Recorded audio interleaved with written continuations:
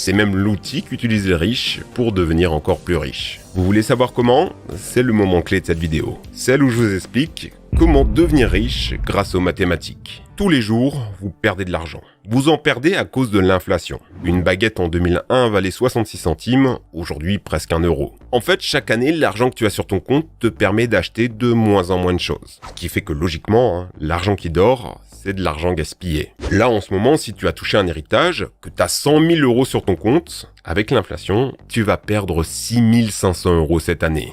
Alors, comment faire? C'est là que les mathématiques interviennent avec deux grandes astuces financières que vous devriez absolument connaître. La première, c'est qu'être endetté, c'est fantastique. Impossible d'acheter un appartement en économisant. Si tu mets 200 euros de côté chaque mois, il te faudrait 80 ans pour espérer avoir un petit studio parisien à 200 000 euros. Non, ce que tu dois faire, c'est emprunter. Au lieu de donner 700 euros de loyer tous les mois à un propriétaire, tu vas les donner à la banque pour rembourser ton prêt. Et dans 25 ans, l'appartement sera 100% à toi. C'est magique, mais il y a quand même des limites. En France, ta capacité d'emprunt est limitée à 35% de tes revenus. Ce qui veut dire qu'avec un revenu médian, tu ne peux t'acheter qu'un bien de 142 000 euros maximum. Voilà pourquoi on achète en couple généralement. Sachez-le, il existe une stratégie qui consiste à toujours s'endetter au maximum légal. Attends, c'est un coup à finir ruiné avec les huissiers aux fesses, ça non? Si tu t'endettes pour acheter une télé écran plat, oui, pas si tu fais des investissements avec cet argent. Imaginons que tu as 100 000 euros sur ton compte, que tu dois acheter un appartement au même prix.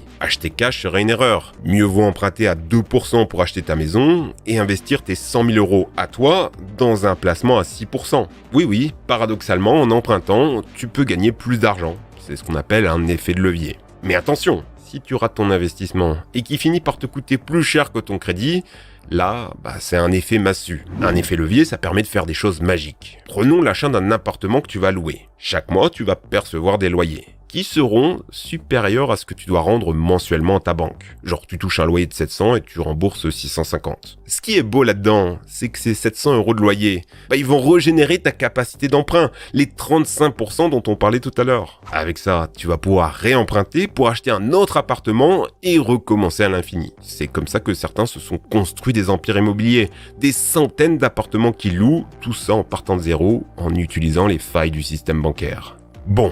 Dans les faits, c'est un poil plus complexe. Il y a l'apport, les impôts, les frais de notaire et des impondérables. Il suffit d'un loyer impayé ou d'une grosse fuite d'eau et tu pourras juste pas rembourser la banque. Et là, c'est l'effet massue. Et pour les locataires, pas de panique. Ça reste avantageux dans beaucoup de cas. Déjà, en tant qu'étudiant, vous n'avez pas de fiche de paie convenable pour emprunter. Et acheter ne devient intéressant que si vous restez au moins 3 ans au même endroit. En dessous, vous risquez de perdre de l'argent à cause des frais d'achat. La deuxième astuce financière dont je voulais vous parler, c'est celle qu'Einstein surnommait la 8e merveille du monde. Un concept mathématique surpuissant, les intérêts composés. Imaginons, tu mets 500 euros dans ton épargne. Tous les mois, tu touches des intérêts. Disons 2% comme le livret A. Ça te fait gagner 76 centimes par mois. Soyez honnête, c'est pas ouf. Sauf qu'au fil des mois, les intérêts vont eux-mêmes faire des intérêts qui génèrent encore plus d'argent. C'est l'effet boule de neige, la machine s'emballe, c'est une exponentielle. En mettant 500 euros par mois sur votre épargne de vos 18 à 60 ans, par exemple sur un compte Yomoni à 5,9%, d'après vous, combien aurez-vous à la fin? Dans les faits, vous n'aurez versé que 250 000 euros. Mais en ouvrant votre compte, surprise, vous avez plus d'1 million d'euros, une retraite de millionnaire. La règle est simple. 1 euro aujourd'hui, dans 10 ans il en vaudra 2, dans 50 ans il en vaudra 30.